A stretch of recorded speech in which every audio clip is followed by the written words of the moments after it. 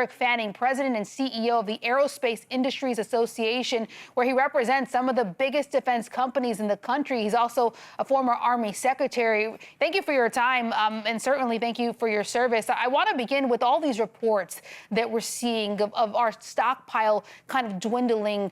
What level of concern should we have about the arsenal right now? And is it fair to say that certain munitions have been depleted, and that, especially those that can't be quickly replaced?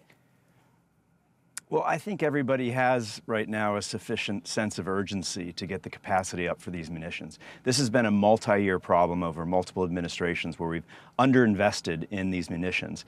And the defense industry essentially has one customer, the United States government and its allies. The demand signal from that customer shapes the ecosystem, the defense industrial base, over many, many years. So it's going to take some time to build that capacity back. And the most critical element of that is the U.S. defense budget. And we're about to have our 15th year out of 16 where we start a fiscal year without a defense budget, which means we cannot start any of the things that we're prioritizing. Yeah, we know the secretary has asked for over $1 trillion in that budget. You know, you mentioned a moment ago, one of the issues in replenishing our stockpile is basically how long it takes to make some of these missiles.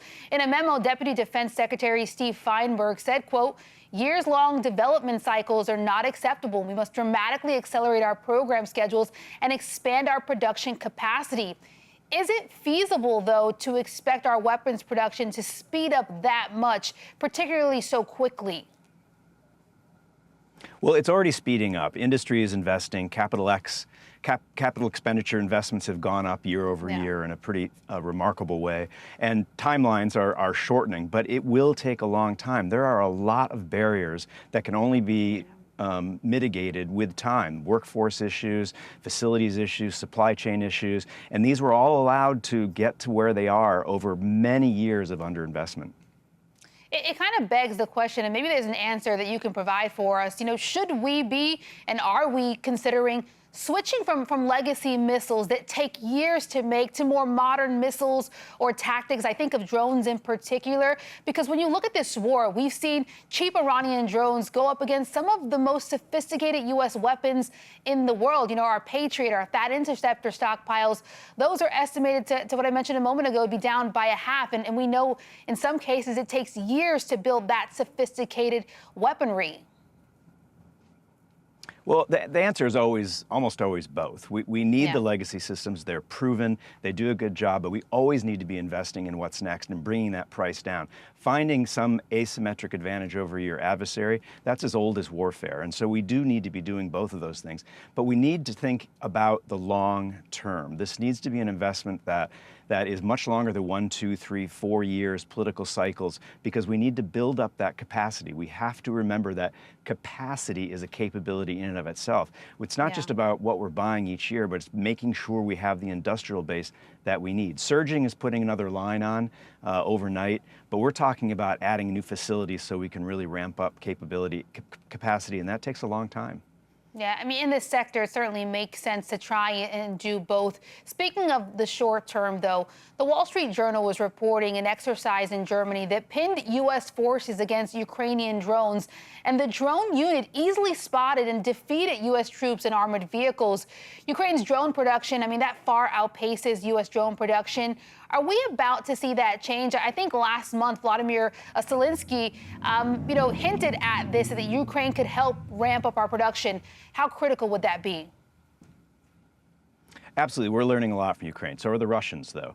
But when you're under attack, you get very innovative very quickly. And so it's important, many of us think, to keep helping the Ukrainians because we're learning a lot from them. Their fight is important. Let me turn your attention to something that the president, spoke a lot about earlier this year, our defense closer to home. He had mentioned prior to prioritizing a golden dome to protect the country from foreign attacks. Here's what he said about this in May. Take a listen. We're building the Golden Dome missile defense shield to protect our homeland and to protect West Point from attack. And it will be completed before I leave office.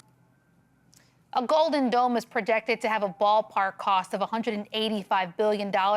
It's not yet been approved by Congress. Is this project actually within reach, especially given all of those other priorities you mentioned a moment ago? Well, everything we do is a reach technologically. The United States is advanced beyond any nation in the country in what it's able to do, which is a remarkable thing that we need to continue to protect.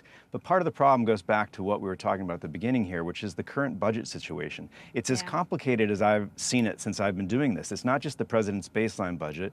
You have the war supplemental, and then there was a request for an additional $350 billion that has a lot of the new priorities in it, to include Golden Dome. And so we're about to go into the fiscal year, the new fiscal year, October 1st, without a budget, with a continuing resolution, and it won't have any of these things in it. And so we're going to have to sort through that in very short order in a much more complicated environment than we've had before as we face the midterm elections. Yeah, certainly. Budget is everything. And as you point out there, midterm elections, a lot on the line. You got Americans dealing with affordability, conflicted about this conflict, but having to remember safety first. It's a tough messaging, a tough environment. Eric Fanning, really appreciate your time and perspective.